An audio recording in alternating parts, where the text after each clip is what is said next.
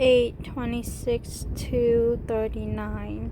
So this is a man with a legion of demons in him.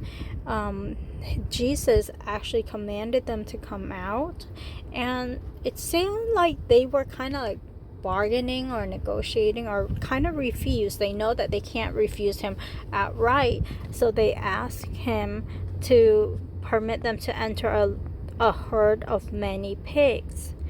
And so it's interesting that he commanded the unclean spirit to come out of the man, but when he had demon, he cried out and fell down before him, and he said with a loud voice, "What business do you have with me? Do not torment me."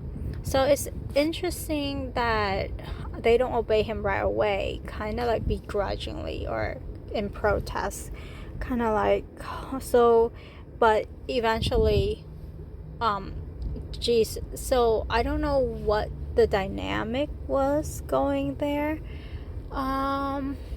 They still have to obey, but it seems like they had a say in it too. Or maybe when Jesus told them to do it, he wasn't being firm with them, like he gave them wiggle room. I would have really liked to see what went on. But anyways, the loud voice, the supernatural strength that he had when the demons was in him, that correlate to the demonic possession, or like demonic influence. People who are like have a demon inhabit them, like they show these signs that were recorded in the Bible too. And then so they would enter the pigs, and the pig drowned. The herdsmen, they saw what had happened. They reported everything in the city. People came out, and a great fear overwhelmed these people, and they asked Jesus to leave. So I don't know what kind of fear it was.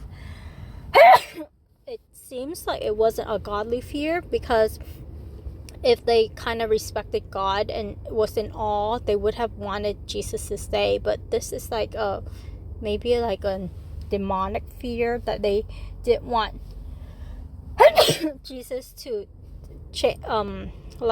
to affect their livelihood. They don't want any more pigs to be drowned. They might have other demon possession people in their midst, and they don't want Jesus to deal with them the same way that he dealt with this man. I don't know what it is, but it sounds to me like not a godly fear. Just like, yeah. And so Jesus, and the man, he was in his right mind. He was sitting down. He wanted to go with Jesus, but Jesus told him to return to his home, describe the great things God has done for him. He did that. He proclaimed throughout the city.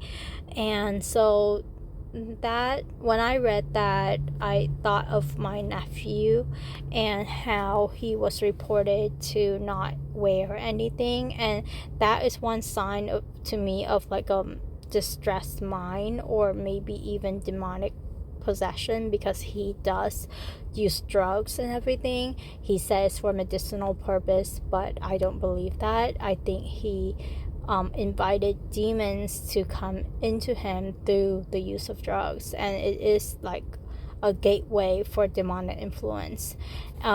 So I wish that Jesus can cure him and heal him of this, similar to what the man experienced, and change his life around. I do think though he needs to give up drugs first, because if Jesus cleansed him and then he goes back into inviting demons back into his life, he might be in a worse state than he came out of. So I think God is waiting, but I do trust that God will do good work in his life, because we are praying for him. And so I trust in the power of prayers.